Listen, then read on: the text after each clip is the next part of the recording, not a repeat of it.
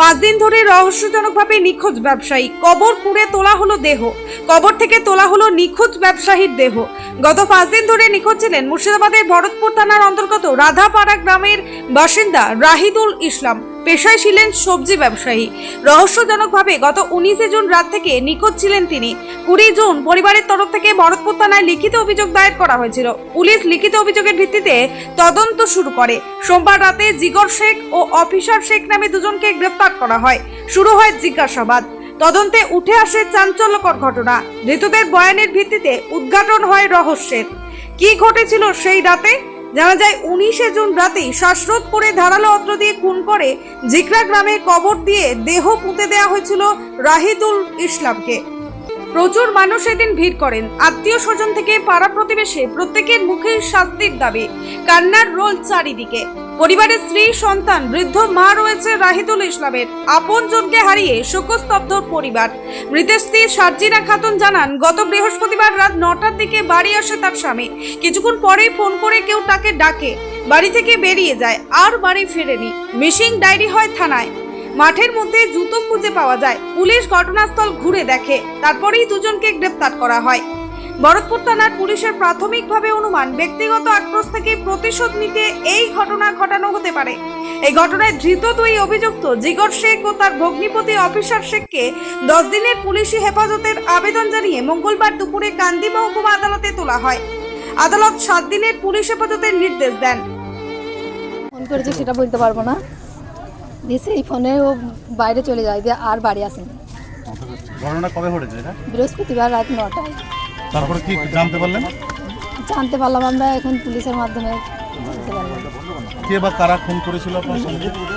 আমাদের গ্রামের পাশে বাড়ি। কি কারণে মনে করছেন? জানি না কি কারণে মেরেছে। জানতে পারেননি? কোনো শত্রুতা ছিল না ওদের সঙ্গে। ব্যবসায়িক কি কোনো রকম ছিল আপনার সঙ্গে? তো কারোর সঙ্গে কোনো লেনাদেনা নেই। কি নাম আপনার স্বামী?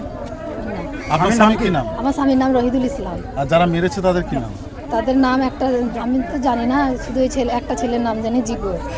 জিগর। বৃহস্পতিবারের দিনকে আমার ছেলে কাদা বৃষ্টি হয়েছিল না, ঝিপঝিপ করে বৃষ্টি ছিল, তার জন্য মোটর সাইকেলে কাদা লেগে গেছিলো, কাদা ধুচ্ছিল।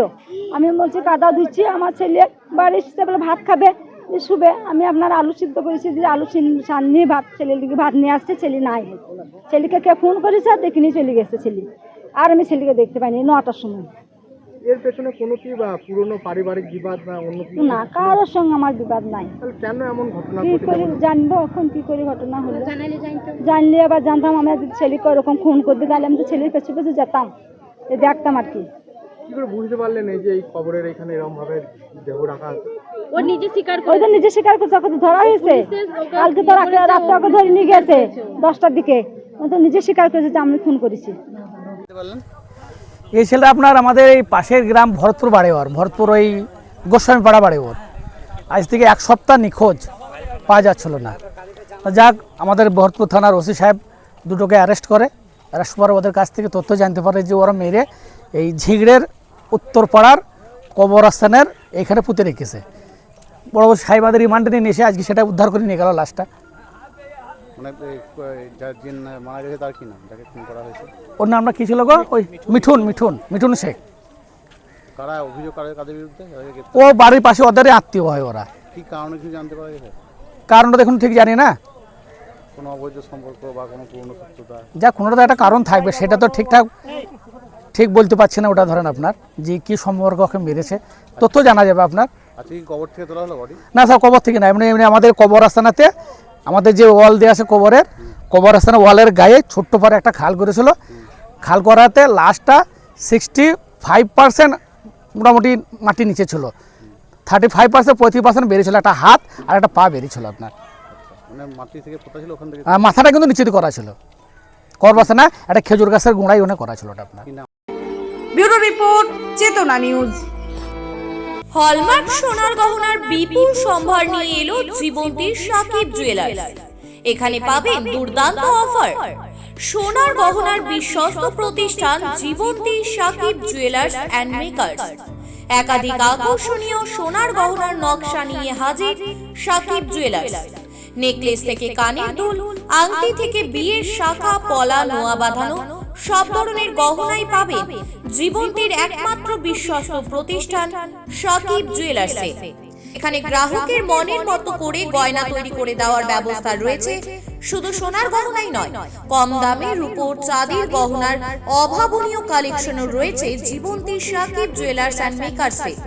আমাদের ঠিকানা জীবন্তী বাস স্ট্যান্ড, শাহিদ হাজি মার্কেট, কান্দি, মুর্শিদাবাদ। যোগাযোগ নম্বর 9932846770 অথবা 7478666786।